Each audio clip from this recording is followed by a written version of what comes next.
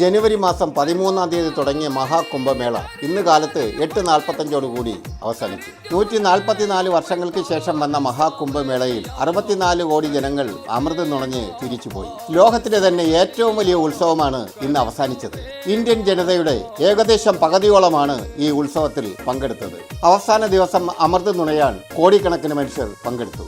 ലക്ഷക്കണക്കിന് വിദേശികളും മഹാകുംഭമേളയിൽ അമൃത് നുണയാനെത്തി. ലോകത്തിലെ ഏറ്റവും പഴക്കം ചെന്ന സംസ്കാരമാണ് ഹൈന്ദവ സംസ്കാരം. അതിന്റെ ഭാഗമായി ആഘോഷിക്കുന്നതാണ് കുംഭമേള. ഹൈന്ദവ മതത്തിന്റെ ദുരാചാരമായി കണ്ടിരുന്ന കുംഭമേള ഒരു അത്ഭുതമായി മാറി. മഹത്തായ ഭാരത സംസ്കാരത്തിന്റെ അടയാളമായി കുംഭമേള അറിയപ്പെട്ടു. പാശ്ചാത്യരുടെ സാന്നിധ്യം വളരെ അത്ഭുതമായി കാണപ്പെട്ടു. രാഷ്ട്രീയത്തിന്റെയോ ജാതിയുടെയോ മതത്തിന്റെയോ വേർതിരിവില്ലാതെ ഇന്നലെ കാലത്ത് 8:11 തുടങ്ങിയ അമൃത സ്നാനം ഇന്ന് കാലത്ത് 8:54 അവസാനിച്ചു. പാലാഴി മദനത്തിന്റെ ഓർമ്മ പുതുക്കി അമൃത് നുകരാനെത്തിയവരെല്ലാം പുണ്യസ്നാനം കഴിഞ്ഞ് മടങ്ങി.